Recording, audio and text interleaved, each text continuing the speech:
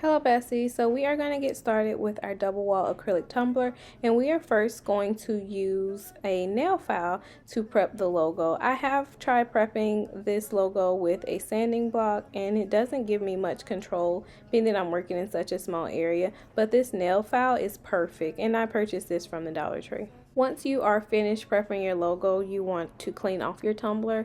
I will be using some 60% isopropyl alcohol and coffee filters, but you can definitely use some dish soap and water. After we let our hot fix tool heat up for probably about 5 minutes, then we are going to come in and create a hole in the bottom of our acrylic tumbler. You want to be sure that you're only going through that first layer of plastic. Now, if you pull up your hot fix tool and you're having that plastic still there that will not come out, then you just need to put your tool back on there because you didn't, either your tool isn't hot enough or you didn't leave it there long enough.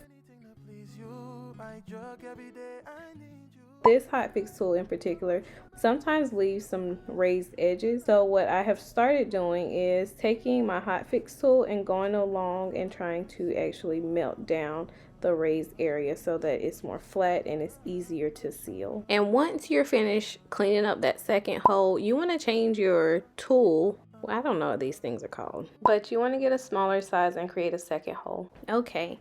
Now, on to the good part. We're going to add our glitter, and this is what we're going to be using. Lemonade Stand by Jassy Bell? I don't know. I'll leave it linked down below. We're going to add our painter's tape. Now we're going to take our glitter, and we are going to pour some on top. And we're going to shake it down into our tumbler by just tapping the bottle, the cup, the tumbler, whatever you want to call it.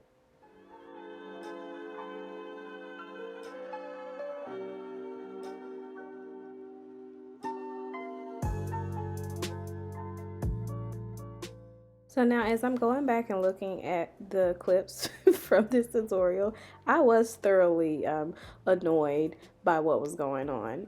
You see, like at the beginning of this clip, I'm like checking the glitter with my fingers to see if it's like sticking to my fingers. But I honestly think it is the snow globe tumbler. I feel like I should have, once I opened it, like once I broke that seal between those two layers, I should have let it degas for a while, and I'm not sure how long, but the next time I will do that sooner. Like I'll create the holes in the tumbler and then walk away, let it degas some before I start filling it with glitter. Because on my last, the last tumblers I've done, like they have one of the tumblers degassed for like days, like empty for days, and then the other one was probably maybe like a day or half a day. From the time that I opened it up and I put the glitter in. So I think that's what it is. I don't think it's the glitter, but this glitter is like beautiful. I was very concerned as I was creating the tumbler because I'm like, oh my gosh, this glitter is just gonna be sticking to the wall, and it's just not gonna give me, it's not gonna give what I want it to give, you know. But I just kept going. I trusted the process. So after a while, I decided I was so frustrated with the glitter sticking, I decided to try to close up the hole and shake it down. And I just took this opportunity to give the tumbler the business. I was hitting the tumbler so hard that I was starting to get concerned that I was going to end up breaking it. It did work though. A lot of glitter came down. Not all of it, but enough. After retaping my tumbler, then I decided to add some more glitter. I am going to add some fine glitter. This is Recollections pink. And I also used some yellow, and I just made sure that they were good and mixed down in there. In hindsight, I probably shouldn't have did this. Pink and yellow makes orange, in case anyone isn't aware of that. So, but the tumbler still turned out really pretty, so whatever.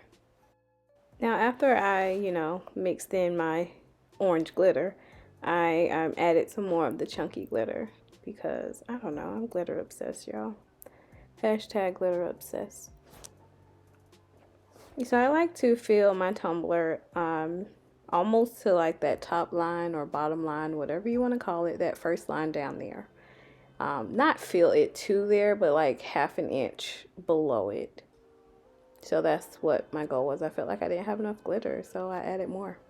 Once we get the glitter to our liking, we are going to tape up our holes and we are going to give our tumbler a real good shake and mix that glitter in real nicely. I want to break up that fine glitter because if you add the liquid on top of that fine glitter, like by itself, it's going to clump up. So yeah, I'm trying to really work the fine glitter within my chunky glitter. And once we are happy with that, we are going to take the tape off again and then we are going to fill it with our solution. If you are wanting the recipe for an extra slow flow glitter tumbler, I did list that in my last snow globe tutorial and I'll leave that video linked here. So I'm going to fill this maybe halfway, not quite halfway, maybe a third of the way, just so that I can close it off again and then shake it up real good and try to get my glitter moving. I don't want to put too much fluid in there and then we are stuck in one position. I kind of want to see like how it's doing before I commit to filling up the entire tumbler with solution. Now once I'm happy with that, I'm going to fill the tumbler up to now about halfway and I'm going to repeat the same process. I'm going to fill it with the solution to like the halfway mark. I'm going to close it off again and I'm going to shake it up real good, work the glitter and the solution together. Once I'm happy with the way that my solution and my glitter are mixed, I am going to go ahead and fill the remainder of the tumbler. I'm going to put as much solution in it using this bottle that I can. Once I've gotten it pretty full, I'm going to come in with my precision tip applicator bottle. This bottle holds up to 1 ounce of liquid. I'm using the same solution that was in the condiment bottle, but this bottle allows me to put in more fluid without making it overflow using the bigger bottle. So after initially filling my tumbler, I allowed it to degas over the next 5 days. If you want a more detailed tutorial on how I degas my tumblers, then comment down below. If I get enough interest, then I'll create a separate video for that. But essentially what I do is I allow the tumbler time or the solution time to work all the way down into the glitter. So there's basically invisible pockets of air that we cannot see that is within the glitter. If we allow the tumbler time to rest, then those air bubbles will rise to the top and it'll also allow more space that's visible for us to put more solution inside. Now we're going to use these clear milling labels that I purchased from the Dollar Tree.